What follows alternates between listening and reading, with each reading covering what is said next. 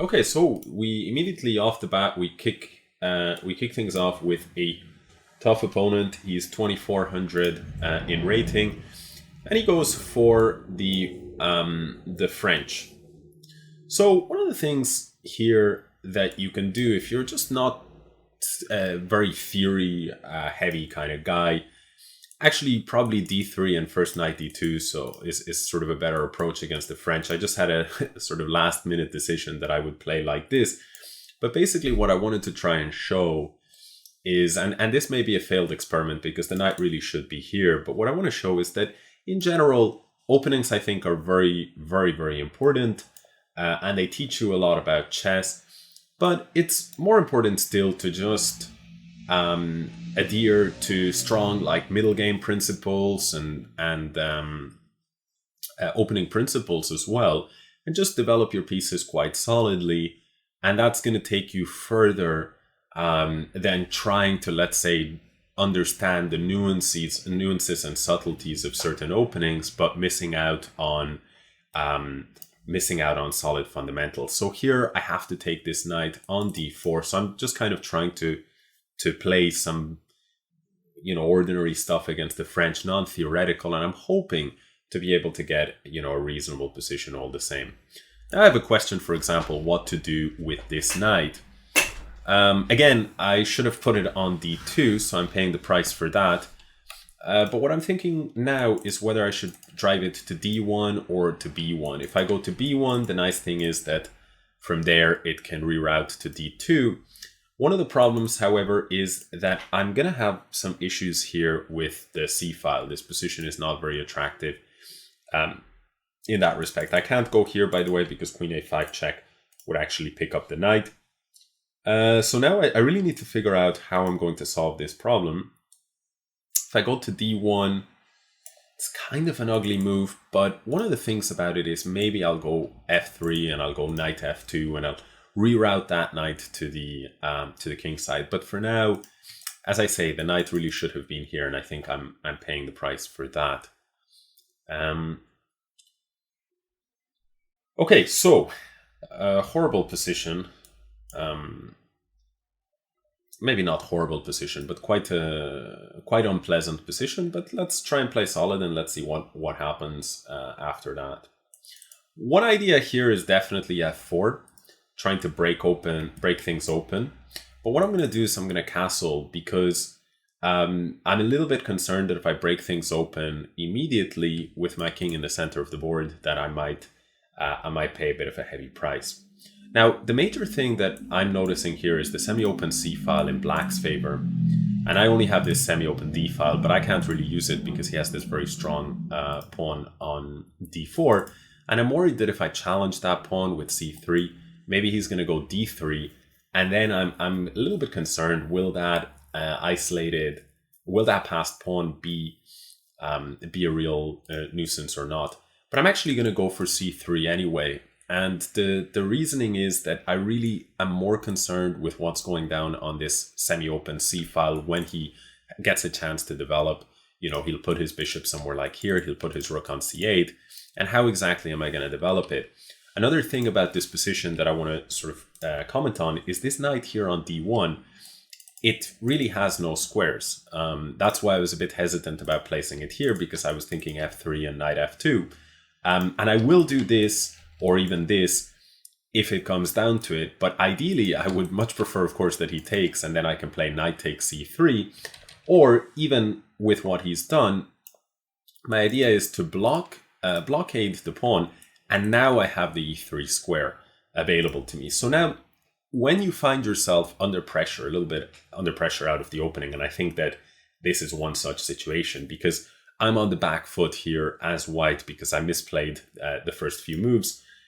And when you do find yourself under this kind of pressure, it's important, first of all, of course, to just keep your cool, but then try and figure out, okay, how am I actually going to develop my pieces?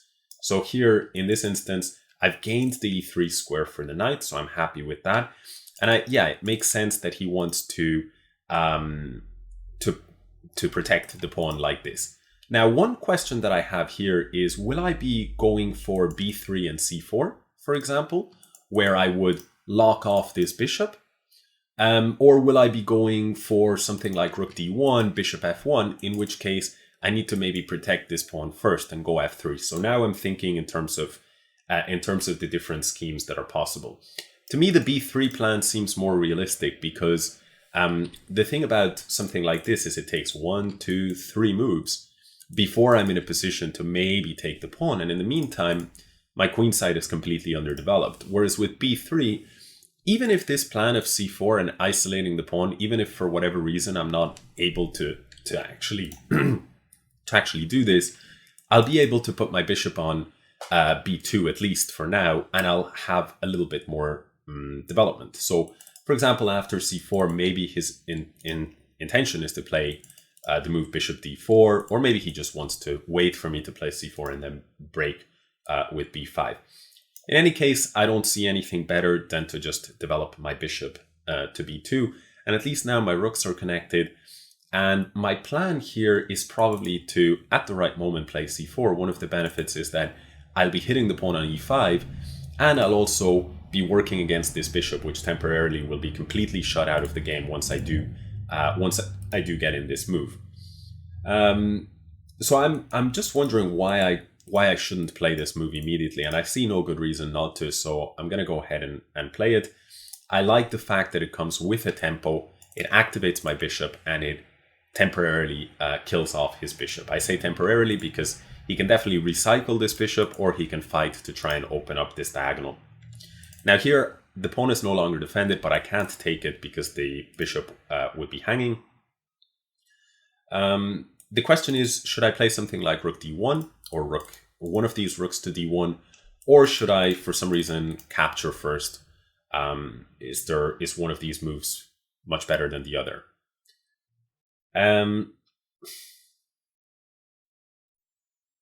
So I've seen a little idea. If I take here and he goes queen takes, maybe I have the move knight f5.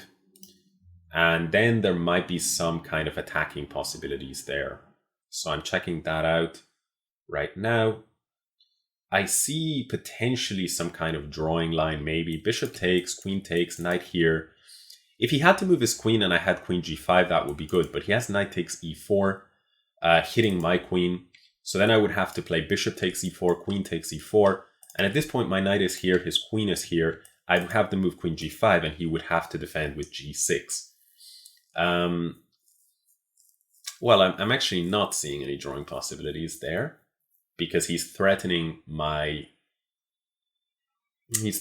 take my knight in this way. So what can I do in that position? I can give a check, for example, on h6 or a check on e7. But I'm not sure that actually achieves anything. Check on h6, king g7, knight to g4. And then he can probably play the move f6. And I'm not able, maybe there is something there, but I'm definitely not able to find it. So because of this, I'm not sure what to do. So I'm going to play this rook here to d1. Definitely an argument for placing this rook on d1. Because if he ever tries to break open the scope of his bishop on a6, maybe I would want this rook here to support this point.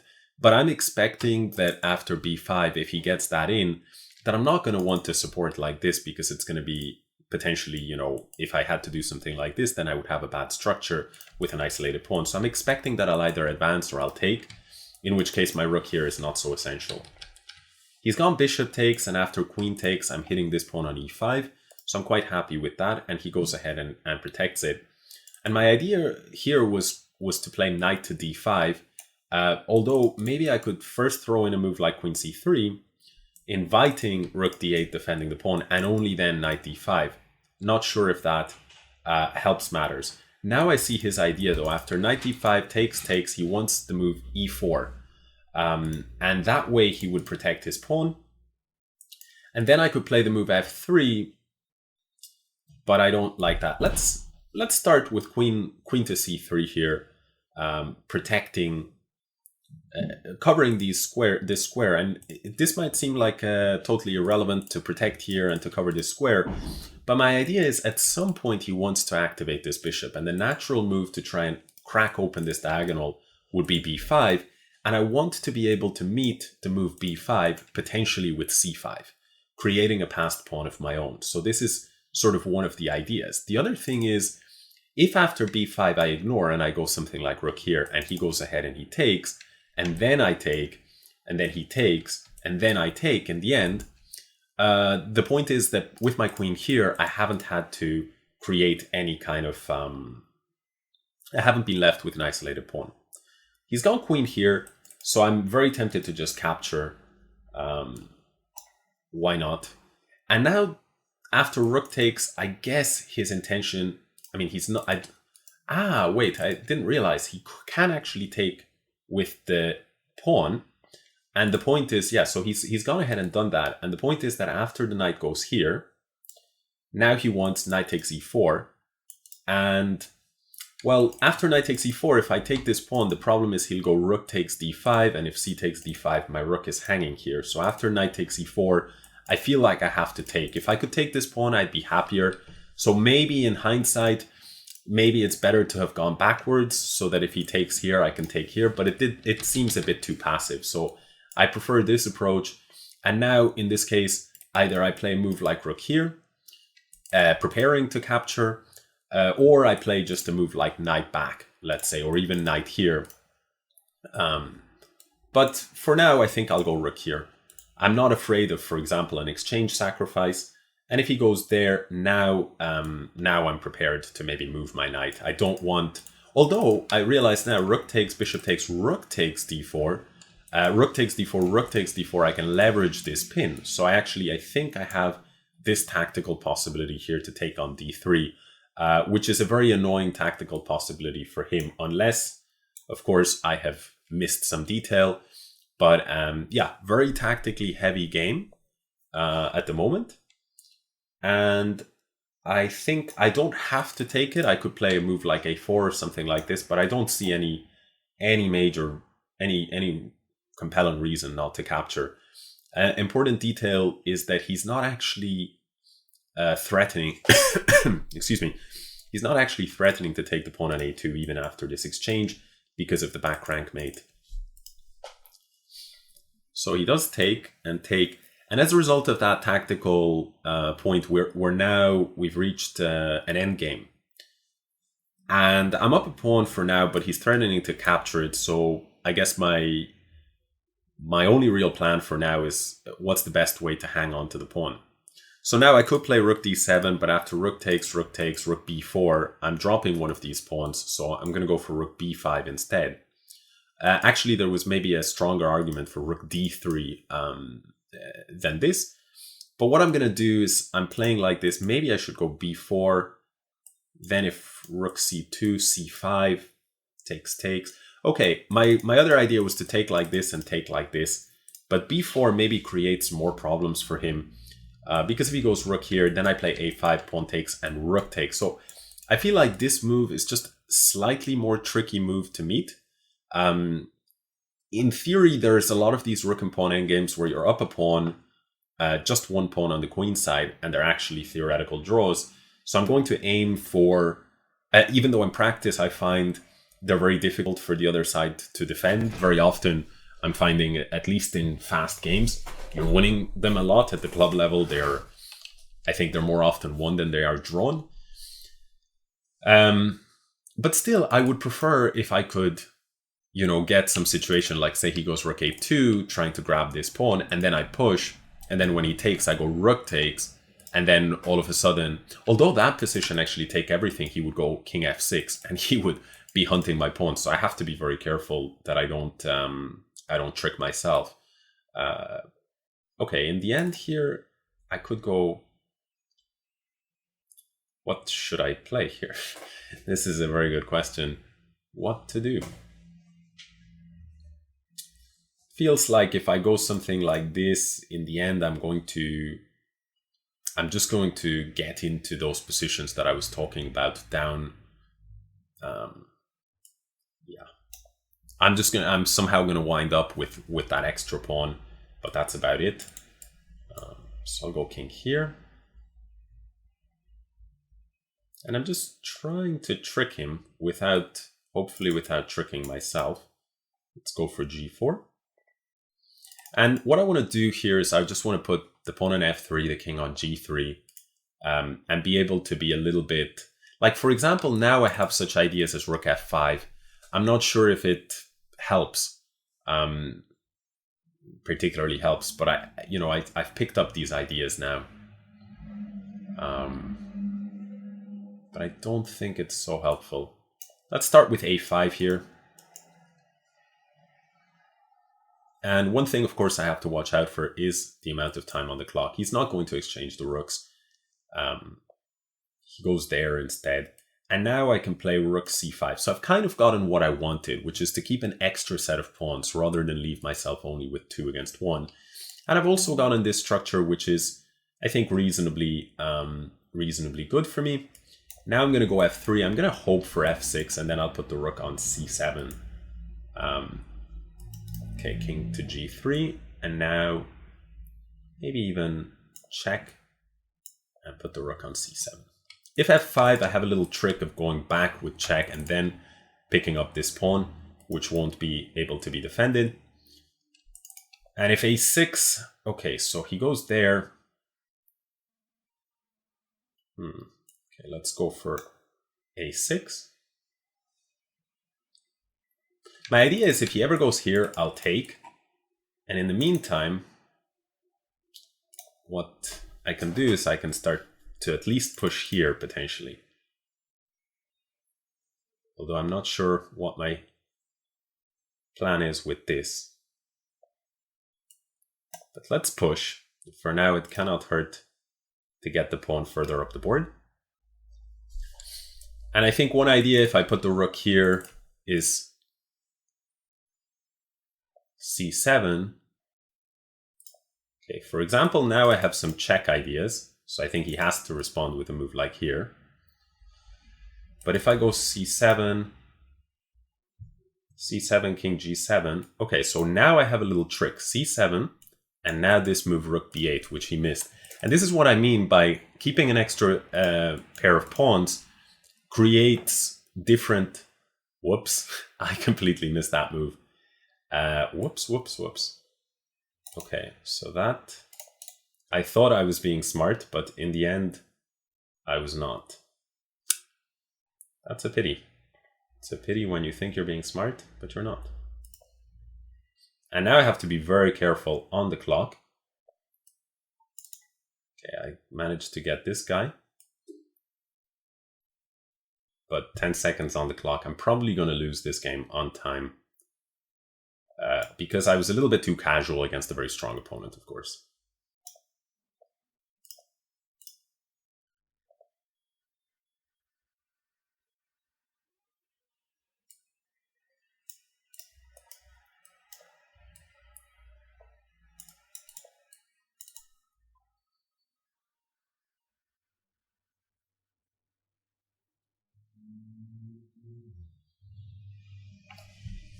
Little bit too casual.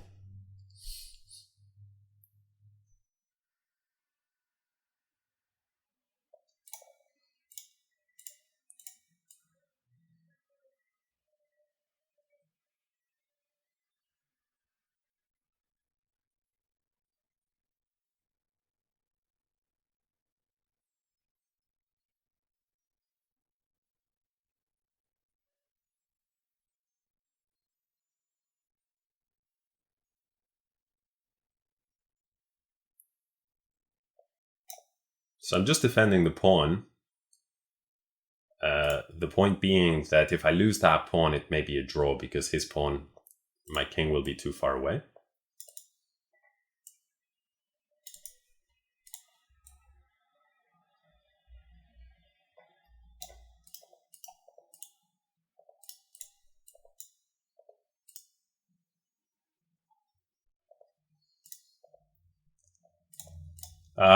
I'm panicking.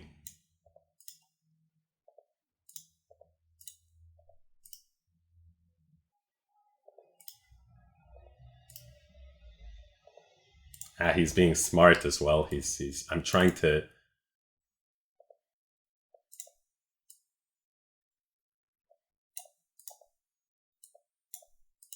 Yeah, the problem is, okay, what I'm actually going to do is I'm going to flag him because he's being very tricky with the move order. And so what I'll do is I'll just aim to flag him, because with the king, when he tries to be tricky, then it's going to create some problems for him. The only thing is I have to avoid 50 move rule. But yeah, usually with the king it's harder because you have to sidestep the checks. But he was being very smart. He was putting the king. And the problem is when you have such little time that if I try to think, then my time will run out and I'll draw. So it's, I mean, some people, maybe they can just play it, even play out the checkmate with 2 seconds, but I can't do it. So yeah, a little bit too casual there with with the time management for me. But we did manage to win the game. I missed a really nice point from him, which is rook f7. But as you can see, this position, I mean, the problem is, right? Let's say we get a position like this. So what I was talking about in the game is, I'll consider the challenges in a second, but what I was talking about is, let's say if I get a position like this here, as you can see, even though I'm up a pawn, the computer is giving me not much more than equality. Because the problem is, it's very hard for me to, in this variation, it's very hard for me to make something of this pawn without using my king, attempting to use my king. And even if I do that, it's going to be very difficult for me to keep, to avoid losing a few of these pawns. So it can be very, very challenging to try and convert those positions. That's why I went for this plan, which is maybe not so good as the computer is indicating.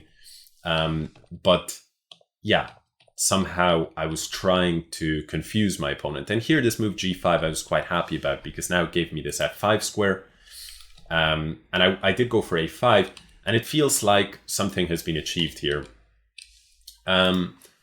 Now, the rook went here, etc. And the position suddenly looked very pleasant to me, but still difficult here. I pushed. And now it says now +3, so it says black has gone actually a bit wrong here. And the question is, what is the best way to convert this? It seems like what the computer likes to do, which is quite nice, is drive the king to d2. And the point is, black won't have enough squares to stay behind this c-pawn. The only thing that he can get is he can take this f-pawn, but the f-pawn is not a big deal, because then I'll take here, and I'll be up a pawn, and importantly, these 2 pawns are very strong. What I probably could do, but what I was afraid to do, is to take on a7, and now after rook takes c4, in certain positions, how do you convert this guy? Rook a8, rook a4, a7, and now king g7. You can see that the computer at first was giving this big advantage, but now it has the same problems of typical rook and pawn endgames, where even though you're up a pawn, you can make mistakes like this and suddenly give up the advantage. The difference, however, as the computer indicates, is when the pawn is here, you have a square for your king to hide. Because when you put the pawn like this, if I try to bring my king forward and he has his rook back, let's say here, then he starts checking me forever. And if you'll notice, I have no square to run away. And in the meantime, my rook is tied down to the defense of the pawn, because, whenever I move, then he can just capture it. So the only way to make progress is to bring my king forward. But when I do that, he'll put the rook here. And then as I try to drive the king forward and he puts the rook here, finally, with his rook here, I get to defend the pawn. Finally, I'm threatening to move the rook. But that's when, with my king here and his rook here, he just starts checking me. And you can see that there is nowhere to hide. However, with the pawn on a6, there is somewhere to hide. So in this case, the computer just recommends a7 initially, but then changes its mind. It's a bad idea, but you can try king f2. The problem here, however, is that as you try like this, the problem is black will just wait. And if I try to make progress with the pawn on a6, you see with the pawn on a7, he could never consider taking this pawn. But with the pawn on a6, the reason, by the way, is because if the pawn was here, then I could just move my rook, and on the next move I'm queening. But with the pawn like this, then he can actually take, and as I try to drive my king forward, let's say if he gets a position like this, the problem is that, we can get a position like this, and finally he can start his own adventures here on the king side. So we might get a position like this. Eventually I'm here, but it's taken me too long and my whole king side has collapsed. And as you can see, the table base evaluation is a draw. So I was trying to avoid all of these tricks that title players have sort of studied and experienced, these kind of endgame positions. And so what I was trying to do is push this way and then push here and try and confuse the matter, maybe playing rook c8 and putting the pawn on c7. And I thought I had finally found a very clever trick, which maybe is still working. It was this idea of rook b8, and after rook takes c7, rook here. However, what I completely missed is rook f7, which is not, I shouldn't have missed it really, in the sense that it's quite a typical idea, typical defensive idea. And with the rook on f7, I have achieved something, which is my rook, rather than being behind the pawn, is here towards the side, and he's got a very passive setup. I went for f4, which apparently was not the best way to play, but what would be interesting to do is to see if this move would win. So, for example, the computer defends with king g6, but after king e3, the computer is defending with the move rook h7. Now I push forward, and finally this rather unusual move, let's say rook h1. Now rook takes a7, and now rook a1. The problem is that in this position here, I have some ideas where if I push, king will go push, and here rook g8 and then promote. But he goes king g7. And now my question is, can I win this version? So normally my king side would collapse, but maybe in this particular version we're taking a look, maybe I have something, but I don't see that I do. After rook takes f3, okay, it seems like I do. It seems like in this particular version I'm just about close enough with my king before my king side collapses that I do seem to be winning here, because after rook takes f3, among other things, the computer likes this move rook d8, and now after rook a3, it likes this really clever idea, rook d7 check, king will move, and now a7. When you have the rook defending from the side, it's much better, because now my rook isn't trapped here defending the pawn. It's got a lot more mobility, and my king has potentially even this square if it ever needed it. You can have some situation where you're getting checked a lot and you go to a8 and then you block like this and then you come out that way. So this is actually a win. So in hindsight, I'm retroactively declaring that this was absolutely my intention and that rook f7 was not missed by me, but rather that I had correctly analyzed all of these complications in my head, but chose the more humble approach of claiming that I had blundered and it was an oversight. So clearly that was not the case, and I was in control throughout. So, okay. BS aside, very interesting, of course, from a practical perspective, a very difficult endgame to hold. But I think the analysis of the rook and pawn endgames, hopefully it was interesting. It's something we could talk about for hours and hours, rook and pawn endgames.